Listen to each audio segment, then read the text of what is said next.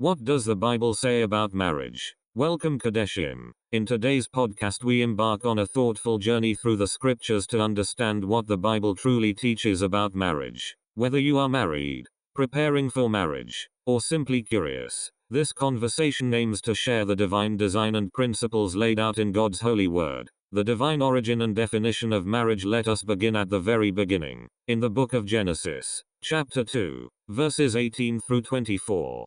Here, we read, "It is not good for the man to be alone. I will make a helper suitable for him." Genesis, chapter 2, verse 18. Marriage first emerges as God's remedy to loneliness, creating a relationship of profound companionship and mutual support. The passage continues, "That is why a man leaves his father and mother and is united to his wife, and they become one flesh." Genesis, chapter 2, verse 24. This verse establishes three foundational elements. Leaving, the marital bond becomes the primary human relationship, surpassing all others. Cleaving, marriage calls for a permanent commitment based on loyalty and love. One flesh, this phrase signifies profound intimacy, physical, emotional, and spiritual, where two individuals are joined into a new and unified whole. Marriage as a covenant. Throughout Scripture, marriage is described not as a mere contract but as a sacred covenant before God. The prophet Malachi expresses this beautifully. "The Lord was witness between you and the wife of your youth.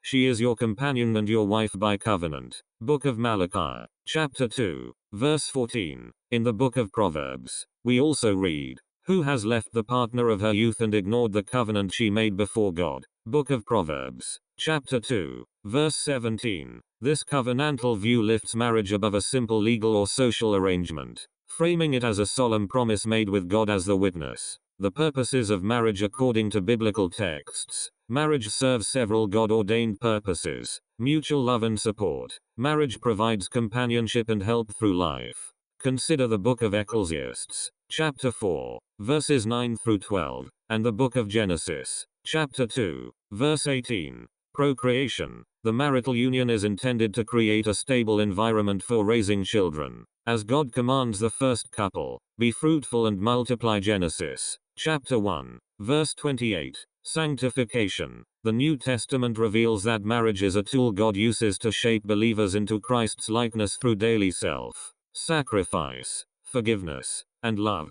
as outlined in the letter to the Ephesians, chapter 5, a picture of Christ and the Church. We will explore this profound theological mystery in the next section. The symbolic purpose. Christ and the Church. One of the most profound teachings appears in the letter to the Ephesians, chapter 5, verses 22 through 33. The Apostle Paul explains that earthly marriage serves as a living metaphor for the relationship between Jesus Christ and his people, the Church. The husband's role. Husbands are called to love their wives as Christ loved the Church and gave himself up for her. Ephesians, chapter 5, verse 25. This is a call to self-sacrificial, servant-hearted leadership, nurturing their wife's holiness and well-being. The wife's role. Wives are called to submit to their husband's leadership as to the Lord. Ephesians, chapter 5, verse 22. And to respect him. Ephesians, chapter 5, verse 33. This submission is modeled on the Church's willing followership of Christ, not on any notion of inferiority. Paul concludes with these words, "This is a profound mystery, but I am talking about Christ and the Church." Ephesians, chapter 5, verse 32. Principles for a godly marriage. Let us now consider the foundational principles for a marriage that honors God. Lifelong commitment. Jesus emphasizes the permanence of marriage, quoting Genesis, chapter 2, verse 24. "Therefore what God has joined together, let no one separate." Gospel according to Matthew, chapter 19, verse 6. Divorce is presented as a concession to human hard-heartedness. Matthew, chapter 19, verse 8. Not as the ideal. Faithfulness and sexual purity. Marriage is the exclusive context for sexual intimacy. Adultery is strictly forbidden. Book of Exodus, chapter 20, verse 14. Letter to the Hebrews, chapter 13, verse 4. Sexual relations within marriage are celebrated and deemed pure. Book of Proverbs, chapter 5, verses 18 and 19. Song of Solomon. Mutual submission and love. Submit to one another out of reverence for Christ. Ephesians, chapter 5, verse 21.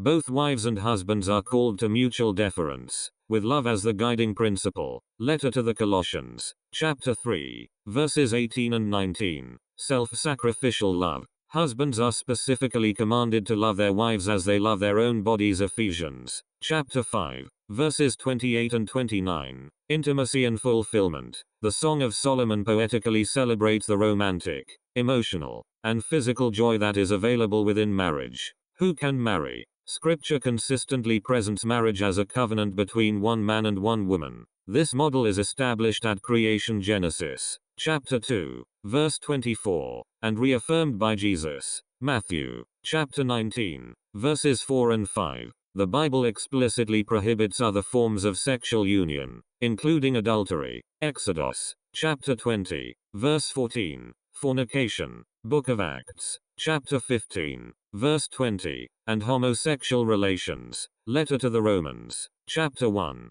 verses 26 and 27. First letter to the Corinthians, chapter 6, verses 9 and 10. As being outside God's design for marriage, is marriage required? While the Bible holds marriage in high esteem, it does not mandate marriage for everyone. The Apostle Paul, in the first letter to the Corinthians, chapter 7, recommends singleness as an equally valid calling for those who wish to devote themselves fully to the Lord's work without distraction. In closing, Scripture presents marriage as a sacred, lifelong covenant between one man and one woman, instituted by God for companionship, procreation, and mutual sanctification. Its highest purpose is to serve as a living picture of the redeeming love of Christ for His church.